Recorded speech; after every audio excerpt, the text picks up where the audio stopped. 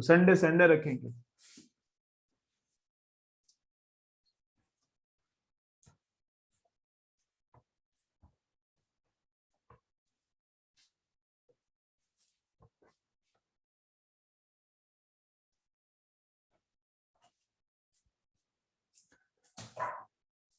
Good morning, आला का देवेंद्र?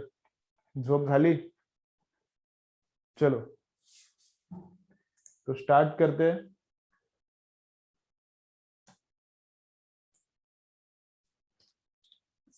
तो आज क्या क्या क्या देखना है? प्रोजेक्शन ऑफ एसएचएम ऑलरेडी देखा है, कॉम्बिनेशन ऑफ एसएचएम से एक देखना है, और दूसरा देखना है सिंपल पेंडुलम। ठीक है, थर्ड पॉइंट क्या देखना है आज? Simple pendulum. ओके, चलो तो स्टार्ट करते हैं अभी। तो प्रोजेक्शन ऑफ एसएचएम में क्या देखा था? प्रोजेक्शन ऑफ एसएचएम में क्या देखा था? तो प्रोजेक्शन ऑफ एसएचएम में क्या देखा था? अगर पार्टिकल परफॉर्म कर रहा है यूसीएम, पार्टिकल परफॉर्म कर रहा है यूसीएम, तो उसका प्रोजेक्शन परफॉर्म करता है एसएचएम। कहां पे प्रोजेक्शन लेने का? तो कोई भी डायमीटर पे प्रोजेक्शन लो, कोई भी डायमीटर पे प्रोजेक्शन लो, कोई भी डायमीटर का पे जो भी प्रोजेक्शन है वो क्या परफॉर्म करता है? वो एसएचएम परफॉर्म करता है। ठीक है, ओके। फिर नेक्स्ट देखने का है कॉम्बिनेशन ऑफ एसएचएम। अगर दो एसएचएम्स को कंबाइन किया तो क्या बनता है? अगर दो एसएचएम्स को कंबाइन किया तो क्या बनता है? तो दो एसएचएम्स को कंबाइन किया तो एक नया एसएचएम ही बनता है। दो एसएचएम्स को, दो सिंपल हार्मोनिक मोशंस को कंबाइन किया तो क्या बनता है? तो नया सिंपल हार्मोनिक मोशन ही बनता है। तो कंबाइन करने का मतलब क्या? कंबाइन करने का है उसका मतलब क्या है? तो देखो क्या है, तो एक पार्टिकल है इधर ऑसिलेट कर रहा है। ठीक है, ये मीन पोजीशन है, मैक्सिमम 3 सेंटीमीटर पे जा रहा है, इधर मिनिमम 3 सेंटीमीटर पे आ रहा है, मतलब -3 बोलेंगे उसको क्योंकि इधर आ रहा है, तो ऐसा +3 -3 +3 -3 ऐसा इसका चल रहा है। तो ये है एक एसएचएम। ठीक है, ओके। दूसरा एक पार्टिकल है ऐसा, दूसरा एक पार्टिकल है ऐसा, वो 5 सेंटीमीटर एम्पलीट्यूड का एसएचएम परफॉर्म कर रहा है। ये पार्टिकल 3 सेंटीमीटर एम्पलीट्यूड का एसएचएम परफॉर्म कर रहा है, ये 5 सेंटीमीटर का एसएचएम परफॉर्म कर रहा है। और दोनों एसएचएम में एक चीज कॉमन होनी चाहिए, दोनों का फ्रीक्वेंसी, दोनों का टाइम पीरियड, दोनों का एंगुलर फ्रीक्वेंसी एक साथ ही सब सेम रहता है। तीनों में से एक भी सेम है मतलब सब सेम रहता है अपने आप। तो दोनों एसएचएम्स का टाइम पीरियड सेम रहना चाहिए, उसका है मतलब दोनों का ओमेगा सेम रहना चाहिए, उसका है मतलब दोनों की फ्रीक्वेंसी सेम रहना चाहिए। अगर सेम है, अगर सेम है तो दोनों एसएचएम का कॉम्बिनेशन भी एक नया एसएचएम रहता है। मतलब क्या है कॉम्बिनेशन? मतलब क्या, फिर इनका कॉम्बिनेशन करने का कैसा? ये इन दोनों एसएचएम्स का कॉम्बिनेशन कैसा करने का है? तो देखो, इन दोनों एसएचएम्स का कॉम्बिनेशन कैसा करने का है, तो देखो, तो एक मिनट,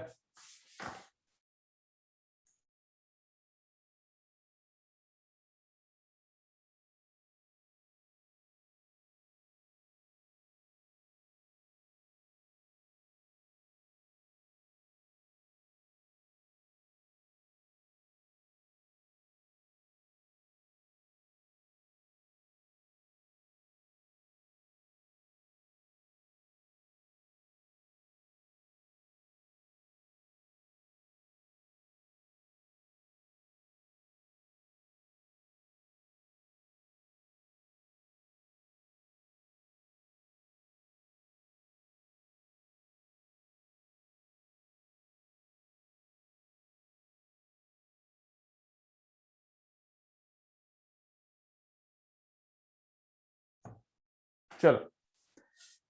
तो ये पार्टिकल अपना अपना एसएचएम परफॉर्म कर रहा है, ये पार्टिकल भी अपना अपना एसएचएम परफॉर्म कर रहा है। कॉम्बिनेशन मतलब क्या है समझो। अगर इस पार्टिकल ने 1 सेंटीमीटर डिस्प्लेसमेंट कंप्लीट किया है, तो ये पार्टिकल किधर आया है? 1 सेंटीमीटर पे आया है, और ये पार्टिकल आया है 3 सेंटीमीटर पे। ठीक है, देखो क्या बोल रहा हूं मैं, ये पार्टिकल आया है 1 सेंटीमीटर में पहले वाला, दूसरे वाले पार्टिकल का डिस्प्लेसमेंट कितना हुआ है 3 सेंटीमीटर। तो दोनों एसएचएम का कॉम्बिनेशन, मतलब जो तीसरा एसएचएम है रिजल्टेंट, इन दोनों एसएचएम का कॉम्बिनेशन, इन दोनों एसएचएम्स का कॉम्बिनेशन, मतलब जो रिजल्टेंट, इन दोनों एसएचएम का कॉम्बिनेशन, इन दोनों एसएचएम का कॉम्बिनेशन मतलब जो तीसरा रिजल्टेंट एसएचएम है, जो तीसरा रिजल्टेंट एसएचएम है उसका डिस्प्लेसमेंट रहेगा, उसका डिस्प्लेसमेंट रहेगा इसका डिस्प्लेसमेंट प्लस इसका। तो इसका डिस्प्लेसमेंट 1 है, इसका डिस्प्लेसमेंट 3 है, तो रिजल्टेंट का डिस्प्लेसमेंट कितना होगा 4 सेंटीमीटर होगा। समझ रहे हैं, इसका डिस्प्लेसमेंट 3 है, इसका डिस्प्लेसमेंट 1 है, तो रिजल्टेंट इनका एडिशन का कॉम्बिनेशन का डिस्प्लेसमेंट कितना होगा 4। इसका एम्पलीट्यूड कितना है 3 है, इसका एम्पलीट्यूड कितना 5 है, तो रिजल्टेंट का एम्पलीट्यूड कितना रहेगा, रिजल्टेंट का एम्पलीट्यूड रहेगा 8 सेंटीमीटर। समझ रहा है, तो ये 5 5 5 5 करता है, ये 3 3 3 करता है, तो ये 5 इधर 8 इधर जाएगा, 8 इधर जाएगा, 8 इधर जाएगा, 8 इधर जाएगा। समझ रहा है, तो दोनों एसएचएम का कॉम्बिनेशन ये नया एसएचएम है। तो ये जितना डिस्प्लेसमेंट कर रहा है प्लस ये जितना डिस्प्लेसमेंट कर रहा है इज इक्वल टू इसका डिस्प्लेसमेंट आता है। समझ रहा है, इसको बोलते हैं कॉम्बिनेशन ऑफ एसएचएम्स। ठीक है, चलो हेडिंग लिखो, चलो हेडिंग लिखो। ये कुछ हुआ नहीं ना कॉम्बिनेशन ऑफ एसएचएम्स, जितना मुझे याद आ रहा है इसका कुछ भी नहीं हुआ, हेडिंग भी लिख के नहीं दिया है ना। तो ये लिखो अभी, कॉम्बिनेशन ऑफ एसएचएम्स। चलो लिखो, combination of एसएचएम्स।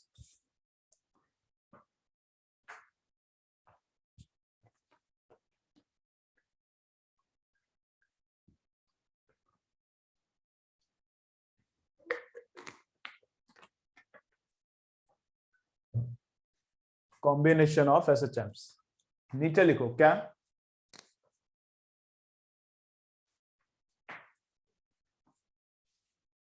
both SHMs are happening on same axis. Both SHMs are happening on same axis. Both SHMs are happening on same axis, and their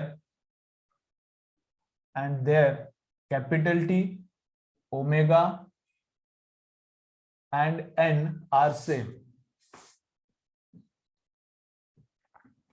Both SHMs are happening on same axis. Both SHMs are happening on same axis, and their time period, their omega and their frequency are same. मतलब time period same है तो बाकी दो अपने आप same ही रहता है, and their capital T, omega and n are same. तो तीनों एक साथ ही सेम रहता है। ठीक है, ओके। तो नंबर 1 एसएचएम क्या है, फर्स्ट एसएचएम क्या है, तो x1 is equal to a1 sine omega t plus alpha 1, ये है फर्स्ट एसएचएम। ये है फर्स्ट एसएचएम, उसका एम्पलीट्यूड है a1 एंड उसका इपोक कितना है अल्फा 1 है। सेकेंड एसएचएम भी है, सेकेंड एसएचएम क्या है, उसको x2 बोलता हूं, उसका एम्पलीट्यूड अलग है, इसका साइन तो इसको भी साइन ही लिखो, ओमेगा टी, तो इसका ओमेगा और इसका ओमेगा क्या है, सेम है। इसका ओमेगा और इसका ओमेगा क्या है, सेम है। सेम ही रहना चाहिए, नहीं तो नहीं होता कॉम्बिनेशन फिर। इसका ओमेगा इसका ओमेगा सेम ही रहना चाहिए, नहीं तो इस स्टाइल से कॉम्बिनेशन नहीं होता फिर। ठीक है, ये एक्स एक्सिस पे वाइब्रेट कर रहा है इसलिए एक्स इज इक्वल टू आ गया, ये भी एक्स एक्सिस पे वाइब्रेट कर रहा है इसलिए एक्स इज इक्वल टू आ गया। तो दोनों का एक्सिस ऑफ वाइब्रेशन भी सेम चाहिए और दोनों का फ्रीक्वेंसी, एंगुलर फ्रीक्वेंसी ओमेगा भी क्या चाहिए, सेम। तो ओमेगा सेम है तो ये एन और टी अपने आप सेम ही रहता है। हाँ, इसका इपोक अलग है, चलता है, इसका एम्पलीट्यूड अलग है, चलता है। तो चलो मेरे साथ लिखो, फर्स्ट ये एसएचएम है, ये सेकेंड एसएचएम है, तो resultant SHM is equal to x1 plus x2। चलो दोनों लिखो, फर्स्ट एसएचएम सेकेंड एसएचएम, तो रिजल्टेंट एसएचएम क्या आएगा, दोनों का एडिशन। चलो लिखो, रिजल्टेंट एसएचएम क्या आएगा, दोनों का एडिशन आएगा।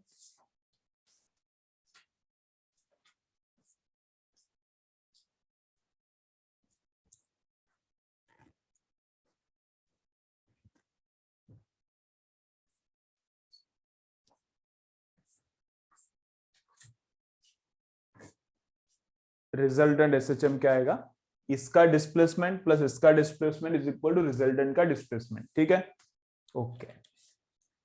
तो इनका एडिशन कैसे करने का, तो ये जो नया रहता है इन दोनों का एडिशन, ये जो नया एसएचएम रहता है वो भी एक एसएचएम ही रहता है। जो भी एडिशन है दोनों एसएचएम का, जो भी एडिशन है वो भी एक नया एसएचएम रहता है। तो वो भी दिखेगा कैसा, एसएचएम जैसा ही दिखता है। तो x1 को लिखा, चलो मेरे साथ लिखो, x2 को लिखा, तो resultant displacement is equal to दोनों एसएचएम्स का डिस्प्लेसमेंट। तो ये भी क्या है, एक एसएचएम ही है, दोनों एसएचएम का एडिशन एक एसएचएम ही है। तो इसका एक एम्पलीट्यूड रहेगा, उसको मैं बोल रहा हूँ आर। इधर साइन है इधर साइन है, तो रिजल्टेंट में भी साइन ही रहता है। इधर ओमेगा टी इधर ओमेगा टी, तो रिजल्टेंट में भी ओमेगा टी रहता है। इधर अल्फा 1 इधर अल्फा 2, इधर एक एंगल रहता है इनिशियल इपोक, इनिशियल फेज का। तो इधर इधर का इपोक मैंने लिखा है फाई। तो ओमेगा तो पता है, यहाँ का जो ओमेगा है, यहाँ का जो ओमेगा है, इधर का ओमेगा भी वही है। तो एक फॉर्मूला निकालना पड़ेगा आर के लिए, फर्स्ट एम्पलीट्यूड और सेकंड एम्पलीट्यूड से आर कैसे निकालने का, और फर्स्ट का इपोक और सेकंड का इपोक से फाई कैसा निकालने का। तो ये दो फॉर्मूले और लगने वाले। चलो इधर तक लिखो, इधर तक लिखो। इसका एप्लीकेशन होने के बाद तुम लोगों को और थोड़ा सा आइडिया क्लियर हो जाएगा। चलो इधर तक लिखो।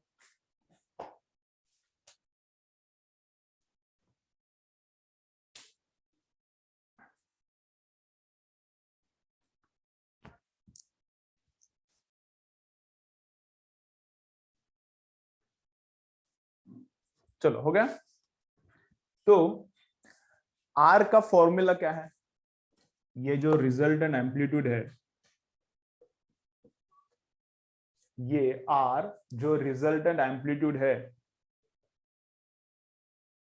ये A1 एक एम्पलीट्यूड था फर्स्ट एसएचएम का, A2 एक एम्पलीट्यूड था सेकेंड एसएचएम का। अब जो इनका कॉम्बिनेशन है उसका एम्पलीट्यूड है आर। तो आर कैसे निकालने का, तो आर एम्पलीट्यूड रहता है A1 एंड A2 का रिजल्टेंट, दिखता है वो वेक्टर एडिशन जैसा। ऑलरेडी एक बार हुआ है ऐसा, एक न्यूमेरिकल किया है हम लोगों ने। तो ये दिखता है क्या, वेक्टर एडिशन जैसा दिखता है। लेकिन ये वेक्टर एडिशन जैसा बाय लक दिखता है, ये वेक्टर एडिशन नहीं है, ये वेव्स का एडिशन है। अभी जो हो रहा है ये वेक्टर एडिशन नहीं है, वेव्स का एडिशन है। लेकिन वेव्स का एडिशन वेक्टर एडिशन जैसा बस दिखता है। ठीक है, तो ये एम्पलीट्यूड A1 है, ये एम्पलीट्यूड A2 है। तो दोनों का एडिशन करने के बाद रिजल्टेंट एम्पलीट्यूड कैसे निकलता है, root of first vector square. ऐसा दिखता है, ऐसा नहीं है, कंसेप्चुअली ये अलग है। First amplitude square plus second amplitude square plus 2 into first amplitude into second amplitude into cos of angle between them. First amplitude square second amplitude square plus 2 into first into second into cos of angle between them. तो इनके बीच में angle मतलब इसका angle और इसका angle, इसका क्या करने का, डिफरेंस निकालने का, फेज डिफरेंस। यहाँ पे एंगल क्या रहता है, वेक्टर्स में एंगल बिटवीन वेक्टर्स रहता था, यहाँ पे डिफरेंस बिटवीन एंगल्स। ये एंगल और ये एंगल, इनके बीच का डिफरेंस कितना, अल्फा 1 माइनस अल्फा 2। ये एंगल और ये एंगल, इनके बीच का डिफरेंस यहाँ पे लिख दिया। ठीक है, ओके। तो ये है रिजल्टेंट एम्पलीट्यूड निकालने का फॉर्मूला। तो ये क्या है, रिजल्टेंट एम्पलीट्यूड निकालने का फॉर्मूला है। ठीक है, फिर उसके बाद फाई को निकालना है। तो फाई को कैसे निकालना है, तो tan ऑफ फाई। फाई को कैसे निकालना है, तो tan of phi. tan of phi के लिए अपने पास फॉर्मूला है। tan ऑफ फाई के लिए क्या फॉर्मूला है, देखो याद रखने का मैं ट्रिक बोलता हूं। इसको याद कैसा रखने का, एम्पलीट्यूड का एडिशन वेक्टर एडिशन जैसा दिखता है। वेक्टर एडिशन नहीं है, कंसेप्चुअली अलग है। इसका डेरिवेशन भी आता है, डेरिवेशन कुछ ज्यादा डिफिकल्ट नहीं है, लेकिन कुछ नीट के लिए सीडी के लिए काम का नहीं, इसलिए नहीं बता रहा। मतलब ये फॉर्मूला किधर से आया, इसको बोलते हैं इस फॉर्मूले का डेरिवेशन। तो डेरिवेशन नीट सीडी के लिए यूजफुल नहीं है, तो इसलिए नहीं बता रहा, नहीं तो डेरिवेशन एकदम सिंपल है। तो अभी फाई कैसे निकालने का, ये जो फाई है वो कैसे निकालने का, तो इसका ट्रिक बोल रहा हूं। इसमें इधर tan है तो ऊपर साइन रहेगा, नीचे कॉस, तो ऊपर साइन साइन आता है, नीचे कॉस कॉस। तो ऊपर साइन, इसका एंगल अल्फा 1 प्लस साइन इसका एंगल अल्फा 2। तो ऊपर क्या आता है साइन साइन, साइन किसका अल्फा 1 का, साइन किसका अल्फा 2 का। ऊपर आता है साइन साइन, tan मतलब साइन बाय कॉस, ट्रिक बोल रहा हूं याद रखने का। तो ऊपर है साइन साइन और नीचे क्या है कॉस कॉस, तो नीचे क्या आता है कॉस अल्फा, नीचे क्या आता है cos alpha 1 plus cos alpha 2। ऊपर क्या आता है sine alpha 1 plus sine alpha 2, नीचे क्या आता है cos alpha 1 plus cos alpha 2। ठीक है, ओके। साइन अल्फा 1 के बाजू में क्या आता है, साइन अल्फा 1 के बाजू में आता है उसका उसका एम्पलीट्यूड, इसका इसका एम्पलीट्यूड। अल्फा 1 के बाजू में उसका उसका एम्पलीट्यूड, अल्फा 2 के बाजू में इसका इसका एम्पलीट्यूड। ठीक है, तो ऊपर साइन साइन, नीचे कॉस कॉस, उसके साथ उसका उसका अल्फा, उसका उसका इपोक, उसका उसका एम्पलीट्यूड। तो a1 sin alpha 1 plus a2 sin alpha 2 upon a1 cos alpha 1 plus a2 cos alpha 2, ये क्या है फॉर्मूला tan फाई का। तो इसका tan इनवर्स निकालने के बाद फाई मिलता है, ये जो राइट हैंड साइड में है इसका tan इनवर्स निकालने के बाद फाई मिलता है, आर ये फॉर्मूला यूज करने के बाद मिलता है। तो इसके ऊपर दो न्यूमेरिकल्स करेंगे तो और क्लियर हो जाएगा कैसा यूज करना है इसका। ऐसा एक न्यूमेरिकल ऑलरेडी हमने किया है, ऐसा एक न्यूमेरिकल, बस उसका एम्पलीट्यूड का पार्ट फाई नहीं निकाला था, लेकिन एम्पलीट्यूड का पार्ट ऑलरेडी एक न्यूमेरिकल हुआ था। एक एम्पलीट्यूड था 3, एक एम्पलीट्यूड था 4, तो रिजल्टेंट एम्पलीट्यूड 5 आया था। ठीक है ना, ये हुआ था ऑलरेडी। चलो तो इसको कंप्लीट करो, क्वेश्चंस करेंगे और क्लियर होता है फिर। चलो इसको कंप्लीट लिख के ले लो।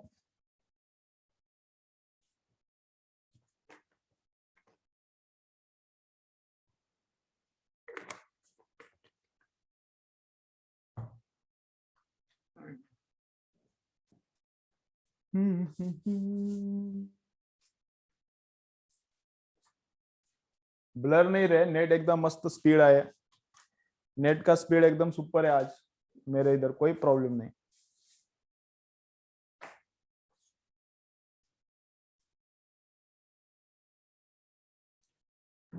कोई टेंशन नहीं। चलो करो फटाफट, तुमच्याकडे नेटचा प्रॉब्लेम आहे का बघा। छतावर जाऊन बसा,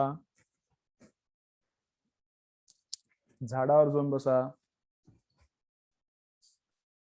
बाहेर जाऊन बसा, बघा कुठं नेट येते का बघा।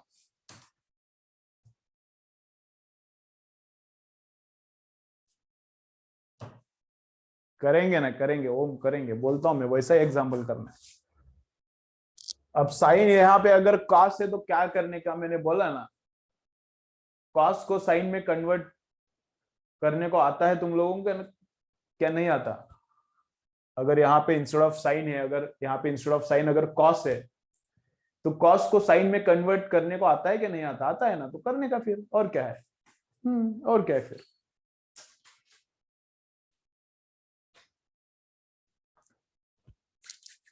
हाँ तर मी सगळंच शिकवलं तुम्हाला, तरी म्हणता मग कॉस असला तर काय करणार, सांगितलं की तुम्हाला मी कॉस कॉस रहेगा तो उसको कन्वर्ट करने का साइन में, है ना। ऐसा ऐसा कैसा, ऐसा करना पड़ेगा ना।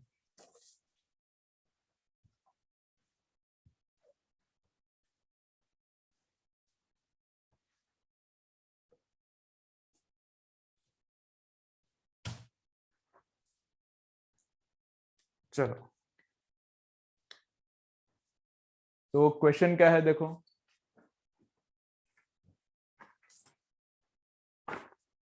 चलो क्वेश्चन क्या है,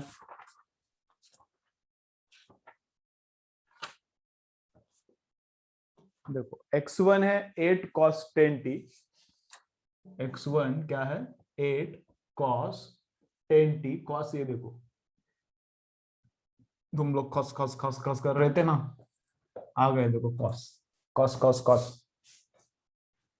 और x2 क्या है 6 sin 10t, x2 है 6 sin 10t। चलो find out find out resultant amplitude and resultant find out resultant amplitude and resultant equation of SHM. लिखो find out resultant amplitude and resultant equation of SHM. चलो लिखो find out resultant amplitude and resultant equation of SHM.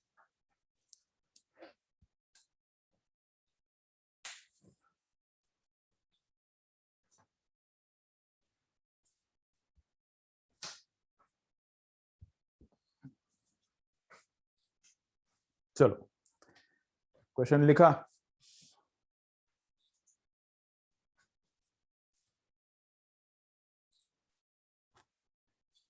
तो देखो, तो नया अभी full concentration इधर करने का सामने। चलो अभी कुछ नहीं लिखने का, अभी कुछ भी नहीं लिखने का, बस आगे देखने का, फुल कंसंट्रेशन, तभी समझ में आएगा। चलो, तो resultant displacement is equal to इन दोनों डिस्प्लेसमेंट्स का एडिशन। रिजल्टेंट डिस्प्लेसमेंट मतलब इन दोनों डिस्प्लेसमेंट का एडिशन। रिजल्टेंट डिस्प्लेसमेंट भी एक एसएचएम में आता है, ये भी एसएचएम, ये भी एसएचएम, एडिशन भी एक एसएचएम आता है। तो एडिशन कैसा दिखेगा? तो जो एडिशन का एक एसएचएम आएगा उसका एक एम्पलीट्यूड रहेगा, उसका एक साइन रहेगा, अंदर उसका भी ओमेगा टी रहेगा, प्लस उसका अंदर का एंगल रहेगा। ठीक है, ये रिजल्टेंट एसएचएम है। ये जो भी इनका एडिशन करने के बाद रिजल्टेंट आने वाला है वो भी एसएचएम है, तो उसका एम्पलीट्यूड रहेगा, उसका साइन रहेगा। कॉस लिखा तो भी चलता है, लेकिन साइन में फॉर्मूला हमने तैयार किया है तो साइन ही आएगा। तो साइन है, अंदर ओमेगा टी प्लस फाइव है। ओमेगा कितना लेने का पहले देखो,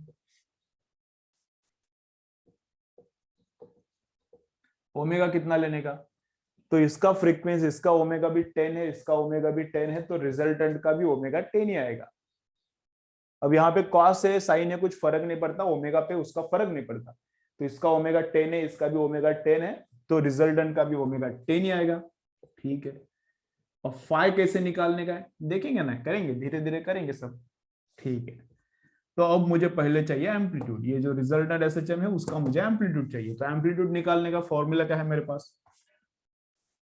दोनों एसएचएम का एडिशन किया, जो एडिशन करने के बाद नया एसएचएम आया उसका मुझे एम्पलीट्यूड चाहिए। तो एम्पलीट्यूड कैसे निकालने का? जो नया एसएचएम है एडिशन करने के बाद आया है उसका एम्पलीट्यूड कैसे निकालेंगे? तो देखो उसका एम्पलीट्यूड ऐसा, रूट ऑफ फर्स्ट एम्पलीट्यूड का स्क्वायर प्लस सेकेंड एम्पलीट्यूड का square plus 2 into first amplitude into second amplitude into cos of angle between them. ठीक है, ये अपना फॉर्मूला है, first amplitude square plus second amplitude square plus 2 into first into second into cos of angle between them, phase difference. ठीक है, तो A1 कितना है? तो जितना अपने पास से पुट करेंगे, जो लगता है देखेंगे मिलता है क्या। तो फर्स्ट का एम्पलीट्यूड कितना है? जो फर्स्ट एसएचएम है उसका एम्पलीट्यूड है 8, तो 8 का स्क्वायर। सेकेंड का A2 है तो उसका square plus 2 into A1, 2 into A1, A1 कितना है? 8 है। A2 कितना है? 6 है, इंटू कॉस ऑफ। अब फेज डिफरेंस निकालने के लिए, इसका और इसके बीच में फेज डिफरेंस निकालने के लिए दोनों को आइदर कॉस में कन्वर्ट करना पड़ेगा या फिर दोनों को साइन में। दोनों को भी कॉस में कन्वर्ट करो या फिर दोनों को भी साइन में कन्वर्ट करो, तो बेटर है साइन में कन्वर्ट करो। साइन में सब फॉर्मूला वगैरह रटा है तो साइन में कन्वर्ट करो। तो ये तो ऑलरेडी साइन में है, तो इधर मैंने साइन लगाया। 8 का एज इट इज 8, कॉस को मैंने कन्वर्ट किया साइन में, तो अंदर का 10t और प्लस क्या करने का? कॉस को साइन में कन्वर्ट करने के बाद प्लस क्या करने का? π/2। कॉस को साइन में कन्वर्ट करने के बाद प्लस क्या करना है? प्लस π/2 करना है। तो हो गया कन्वर्जन। तो अभी इधर का एंगल देखो 10t है और इधर का देखो 10t प्लस π/2। अब इधर का एंगल देखो 10t है और इधर का एंगल देखो 10t प्लस π/2 है ना। तो फेज डिफरेंस कितने का है? ठीक है ना, अगर साइन एंड कॉस आया तो कॉस को कन्वर्ट करने का साइन में और फिर फेज डिफरेंस निकालने का। तो फेज डिफरेंस कितना है?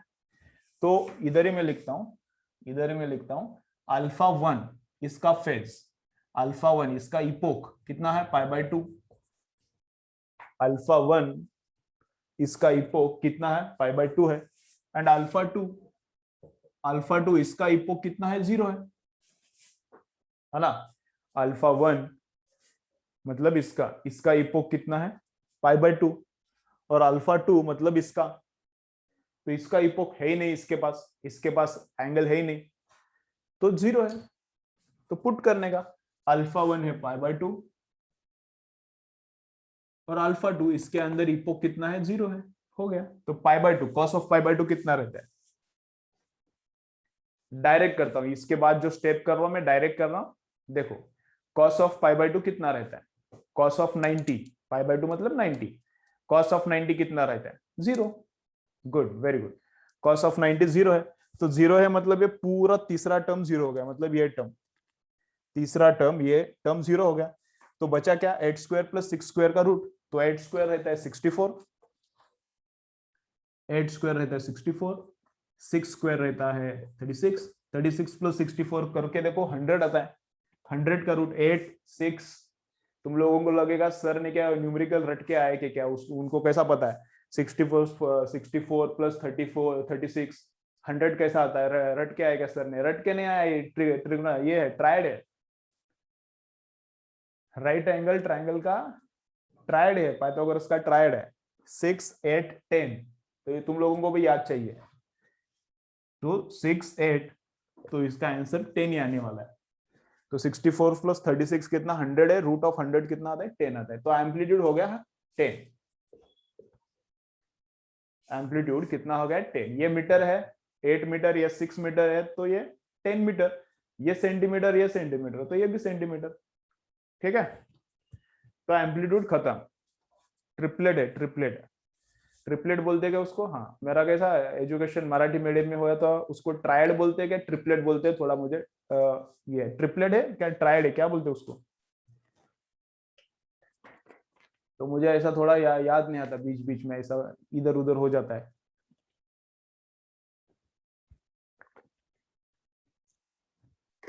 मेरे को याद क्या है त्रिकुट याद है मेरे को क्या याद है त्रिकुट। अब त्रिकुट का है वो अभी, तो उसको ट्रायड बोलते हैं ट्रिपलेट बोलते हैं क्या पता, देखो जो भी बोलते हैं। ओके, तो ये क्लियर। तो आर निकला, आर कितना है 10, मराठी में पता है मेरे को। चलो कितना आर कितना हो गया 10, ठीक है। देन अब कैलकुलेशन किसका किया है, देखो देन कैलकुलेशन किसका किया है आर, देन कैलकुलेशन किसका किया है आर का। Now we have to calculate phi, we have calculated R, ठीक है। Now we have to calculate initial phase of the resultant SHM. We have to calculate initial phase of the resultant SHM. So what is the formula for that? So for tan phi, what is the formula? Tan phi direct लिहितो मी आता बा, इसका formula, याचा formula मी आता direct लिहितो बघा। tan phi चा formula काय, फर्स्ट एम्पलीट्यूड, tan मतलब sine sine upon cos cos है, ठीक है। तो फर्स्ट का एम्पलीट्यूड कितना है 8, साइन ऑफ उसका एंगल π/2 प्लस सेकेंड का एम्पलीट्यूड 6, साइन ऑफ उसका epoch divided by amplitude of first cos of its epoch plus amplitude of second and cos of its epoch, ठीक है। तो साइन साइन ऊपर क्या आएगा, साइन साइन पहले का एम्पलीट्यूड दूसरे का एम्पलीट्यूड, पहले का एंगल दूसरे का एंगल, नीचे कॉस कॉस फर्स्ट का एंगल सेकंड का एंगल, फर्स्ट का एम्पलीट्यूड सेकंड का एम्पलीट्यूड। अब साइन ऑफ π/2 कितना है, साइन ऑफ π/2 कितना है, तो साइन ऑफ π/2 1 है, तो 8 × 1 8, साइन ऑफ 0 0 है तो ये वाला पार्ट 0, कॉस ऑफ π/2 0 है तो ये वाला पार्ट 0, कॉस ऑफ 0 1 है तो नीचे आ जाएगा 6, तो 8/6। तो फाई कितना आता है tan उधर आने के बाद tan इनवर्स बनता है, तो फाइव कितना आता है, tan इनवर्स ऑफ, इसको 4/3 में लिख सकता हूं ना, 8/6 को 4/3 लिख सकता हूं। वापस एक बार ज्वाइन करो, अभी बंद हो जाएगा, वापस एक बार ज्वाइन करो। तो tan ऑफ 5 को 4/3 लिख सकता हूं, तो 5 कितना आता है, tan इनवर्स ऑफ 4/3। 8 किधर से आया, तो 5 कितना आता है, tan इनवर्स ऑफ 4/3। ठीक है, ओके। चलो जॉईन करो वापस एक बार और लिख के ले लो। परत एकदा जॉईन करा, लिहून घ्या, मी आणखीन एकदा एक्सप्लेन करतो।